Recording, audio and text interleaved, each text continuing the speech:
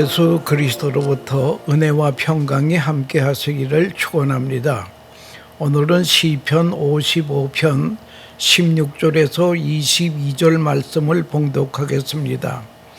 나는 하나님께 부르짖으리니 여호와께서 나를 구원하시리로다. 저녁과 아침에 정오에 내가 근심하여 탄식하리니 여호와께서 내 소리를 들으시리로다. 나를 대적하는 자 많더니 나를 치는 전쟁에서 그가 내 생명을 구원하사 평안하게 하셨도다. 옛부터 계시는 하나님이 들으시고 그들을 낮추시리이다. 그들은 변하지 아니하며 하나님을 경외하지 아니함이니이다. 그는 손을 들어 자기와 화목한 자를 치고 그의 언약을 배반하였도다. 그의 입은 우유 기름보다 미끄러우나 그의 마음은 전쟁이요 그의 말은 기름보다 유하나 실상은 뽑힌 칼이로다. 네 짐을 여호와께 맡기라. 그가 너를 붙드시고 의인의 요동함을 영원히 허락하지 아니하시리로다. 아멘. 시편 기자는 근심하여 하나님께 탄식했다는 말이 있습니다. 이 탄식이라고 하는 것은 성도가 하나님께 하는 것이고 원망 불편은 우리가 교만할 때 하는 것이기 때문에 탄식과 원망 불편은 구분할 줄 알아야 될 것입니다. 오늘 22절 말씀에 네 짐을 여호와께 맡기라. 그가 너를 붙드시고 의인의 요동함을 영원히 허락하지 아니하시리로다 라고 하는 말씀이 주제 요절 말씀이 되겠습니다. 제목은 네 짐을 여호와께 맡기라 라고 하는 주제로 말씀드리려고 하는 것입니다. 오래전에 인문학에서 가장 인기가 있고 많은 사람에게 영향을 주고 있는 파워 오브 스트레스라는 책이 있습니다. 이 스트레스의 힘이라고 번역이 되었습니다. 캐리 매고닉 갈이라고 하는 교수가 썼는데요. 몇 년 동안 이 책은 베스트셀러로 올라가 있었습니다. 여기서 불안과 좌절과 역경이라는 외적인 자극 때문에 내적인 변화를 일으키는 것을 스트레스라고 합니다. 이것이 우리 건강을 해칠 뿐 아니라 뇌세포를 죽이고 맙니다. 그리고 DNA도 바꾼다는 거예요.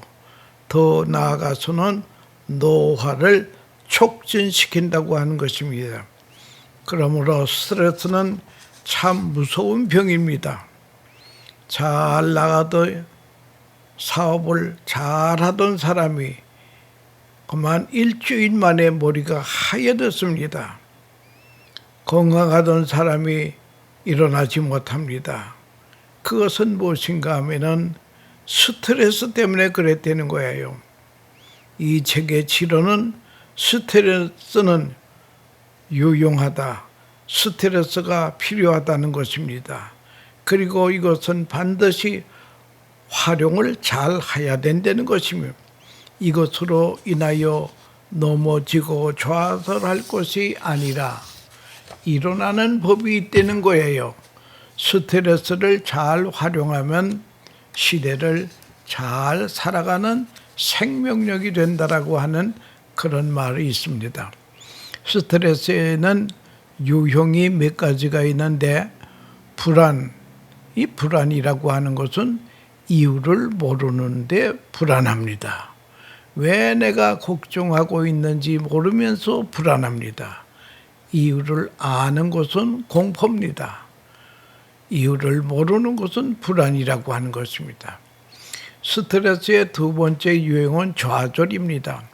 목표 지향적으로 무엇인가 해야 되겠는데 제동이 걸렸습니다. 방해가 생겼습니다. 이걸 뚫고 나갈 수가 없습니다. 목표는 정했는데 갈 수 있는 용기, 능력이 없다는 거예요. 세 번째 스트레스는 갈등이라고 하는 것입니다. 이럴까 저럴까 하나를 버려야 하나를 택하는 것입니다. 하나를 버리는 용기가 없기 때문에 택하는 용기는 없습니다. 이런 모든 것이 스트레스라고 하는 것입니다. 본문의 다윗 왕도 우리 못지않게 많은 스트레스에 시달렸을 것입니다. 그분은 그 문제를 어떻게 해결했느냐? 그는 먼저 하나님 앞에 구원하시리로다. 하나님 앞에 구했다는 거예요. 한국에 아주 오래전에 참 고인이 되신 이기영 목사라고 하는 분이 인천에서 목회를 하셨는데 아침에 조간 신문을 받아보시고 끔찍한 일이 기사가 있습니다. 그러면 그 신문을 가지고 예배당으로 들어가서 신문을 펴놓고 무릎을 꿇고 묵상하시고 기도하십니다. 하나님, 어찌하여 이런 일이 우리 조국 땅에 일어납니까? 이 문제 주님 해결해 주세요. 여러분, 문제 앞에 한탄할 것만이 아니라 기도해야 됩니다. 하나님의 사람은 기도해야 됩니다. 모든 문제는 하나님과의 관계에서 해결되어야 합니다. 이 사건을 통해서 하나님은 무슨 일을 하시려고 하는가? 모든 사건과 역사는 하나님의 심판과 구원의 역사입니다. 하나님께서 악을 심판하시고 하나님의 백성은 구원하십니다. 이런 사건은 동시에 이루어지고 있습니다. 그러므로 우리의 생각의 방향을 하나님께 돌려야 될 것입니다. 어떤 일이든지 개인의 일이든지 국가의 일이든지 문제를 가지고 하나님 앞에 나가야 됩니다. 기도하면서 문제를 풀어야 된다는 것입니다. 기도하는 중에 하나님을 알게 됩니다. 하나님이 어떤 분이신가를 알게 됩니다. 우리 하나님은 구속의 하나님이십니다. 또 우리의 기도를 들으시는 하나님이 오시다. 이 사건을 통해 나로 하여금 기도하게 하시는 하나님이십니다. 이런 하나님을 발견하게 된다라고 하는 것입니다. 크게 말하면 모든 재난은 우리가 하나님 앞에 나아가도록 간절히 기도하도록 하시기 위함입니다. 그래서 사건들이 있다는 것입니다. 우리는 평안할 때 기도 안 합니다. 어려우면 기도 안 합니다. 기도하게 됩니다. 건강할 때 기도하고 건강할 때 기도 안 하고 병들면 기도합니다. 절박해질 때 기도합니다. 그러면 우리가 하나님 편에서 생각해 보십시다. 오늘도 많은 사건을 통해서 하나님은 우리를 부르시고 계신다고 하는 것입니다. 내게 나와 기도하라고 기도할 때에 파멸에서 구속하시는 하나님을 알게 된다라고 하는 것입니다. 다윗은 왕이기 때문에 많은 사건을 만나게 됩니다. 또 그는 죄책을 가질 때가 있습니다. 죄를 지어서 부끄러울 때가 있습니다. 원수들은 위협을 합니다. 그는 이런 스트레스 속에서 하나님께 기도했다라고 말합니다. 그는 고백하기를 내 기도를 들으시는 하나님, 그 하나님을 발견하게 됩니다. 기도를 통해 하나님과 더 가까워지게 하시는 하나님이 오시다. 또 기도하게 될 때에 내 자신을 알게 된다라고 하는 것입니다. 성 안토니라고 하는 성자는 산에 올라가서 하나님 앞에 기도를 하는데 3년 동안 기도를 합니다. 기도의 제목은 딱 하나입니다. 하나님은 누구시며 나는 무엇입니까? 기도하면서 나 자신을 알게 됩니다. 하나님의 은총 안에 있는 나를 발견하게 된다라고 하는 겁니다. 그러면 세계관이 바뀌어집니다. 세상이 악한 사람의 손에 있는 줄 알았는데 기도하면서 깨달은 것은 하나님의 주권 속에 모든 사건을 움직이게 된다라고 하는 세상을 발견하게 됩니다. 하나님이 다스리시는 세상, 하나님의 은총 속에 있는 세상을 발견하게 됩니다. 신앙적 세계관을 기도 속에서 발견하게 됩니다. 두 번째는 네 짐을 여호와께 맡기라. 22절 말씀입니다. 네 짐을 여호와께 맡기라. 그가 너를 붙드시고 의인의 요동함을 영원히 허락하지 아니하시려다. 이 말씀은 하나님께 책임을 돌리라고 하는 것입니다.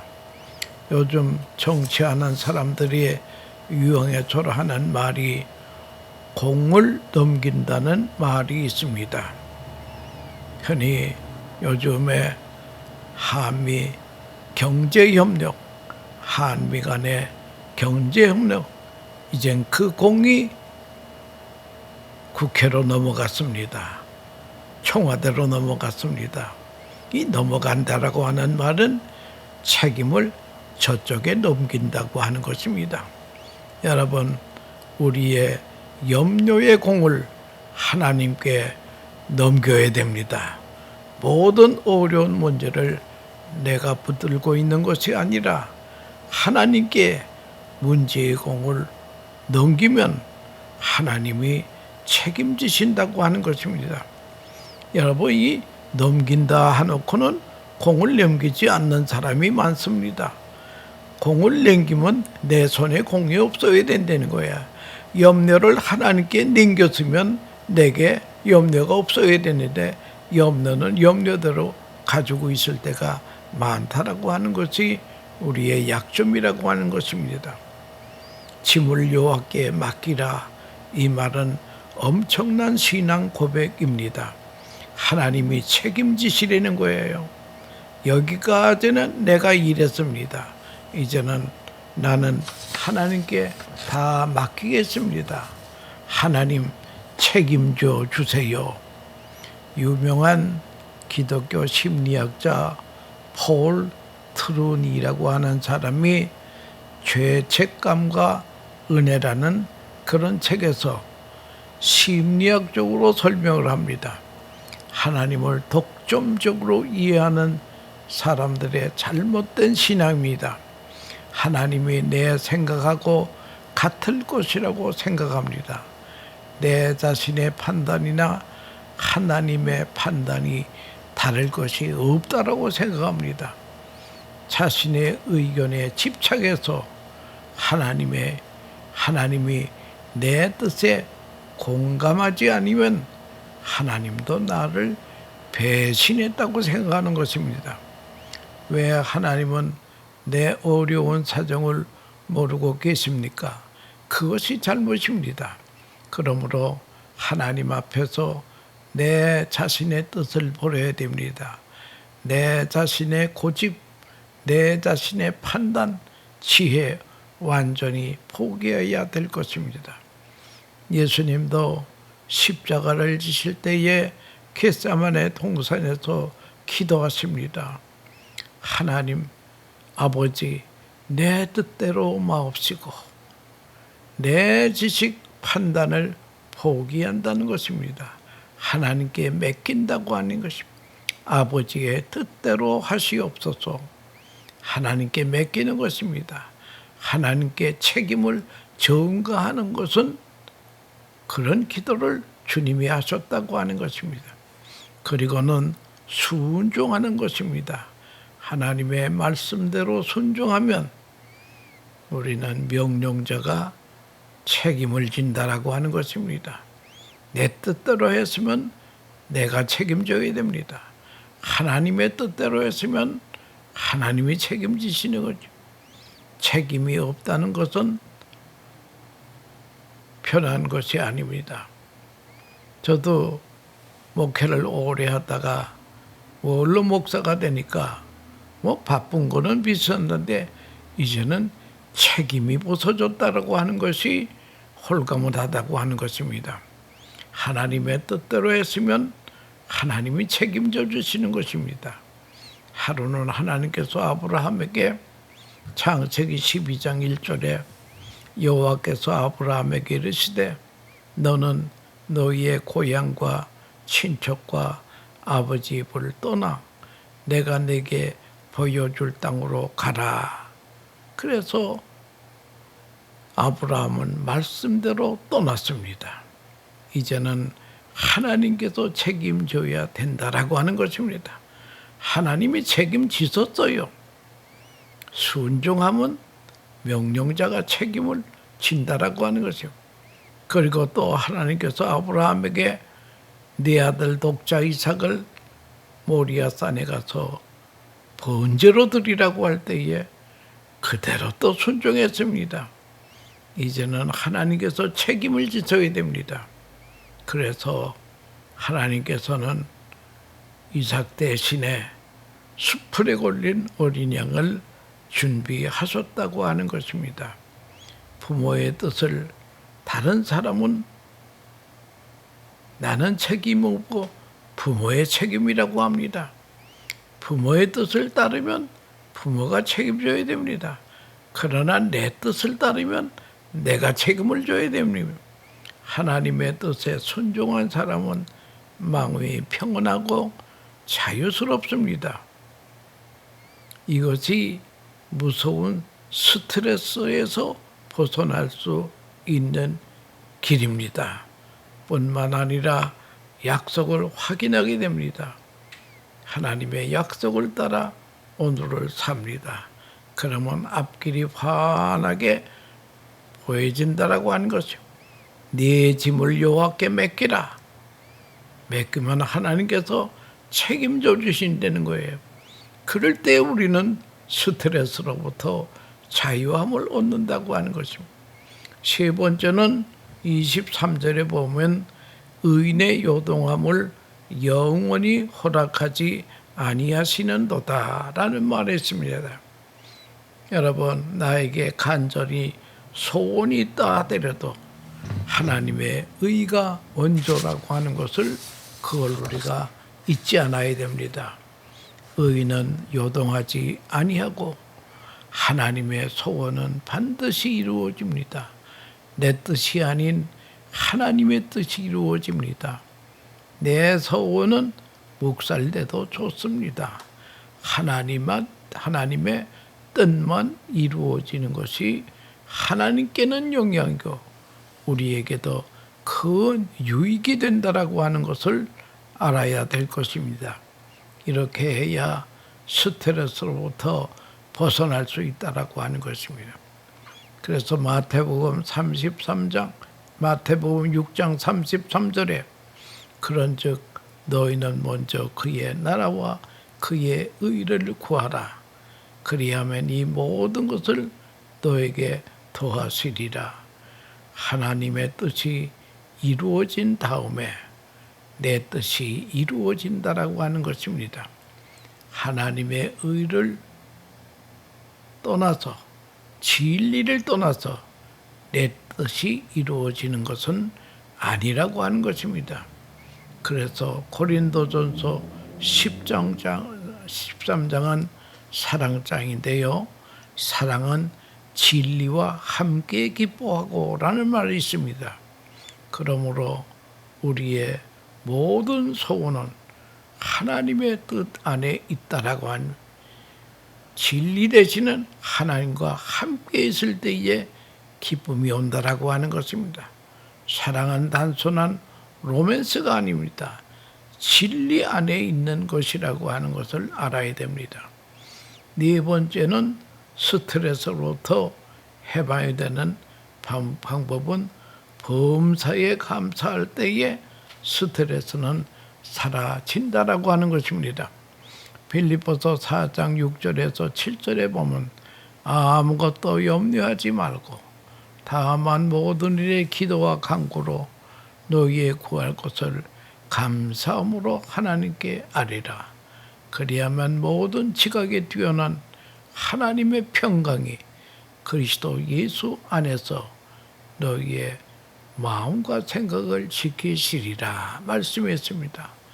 감사하는 자에게 그리스도의 평강이 지어진다라고 하는 것입니다. 스트레스를 연구해서 상을 받은 사람이 한스 셀리에라고 하는 사람인데 이분은 아주 스트레스 연구를 철저히 했기 때문에 스트레스 학문의 아버지라고 불릴 정도로 그는 유명합니다. 그가 강연을 마치고 내려올 때에 한 학생이 박사님 강의를 잘 들었습니다. 그런데 하도 여러 가지 얘기를 해서 진짜 스트레스 해소를 하는데 한마디로 말하면 무엇입니까? 할 때에 그것은 그가 말하기를 appreciation, 감사라고 한마디 했습니다. 여러분 감사할 때에 스트레스가 날아간다는 거예요. 미국의 사업을 잘하던 실업자 중에 스탠리 텐이라고 하는 사람이 돈을 많이 벌어서 재벌이 되고 유명해졌습니다. 그런데 1976년에 갑자기 병이 들어서 진단해 보니까 척추암 3기라는 것이에요. 그래서 절망 가운데서 죽을 날만 기다리고 있습니다.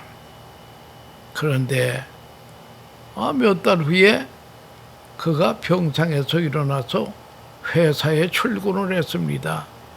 그래서 그 주변 사람들이 어떻게 해서 그 무서운 병에서 해방이 됐느냐 그랬더니 스탠리 텐은 하나님께 기도했지요.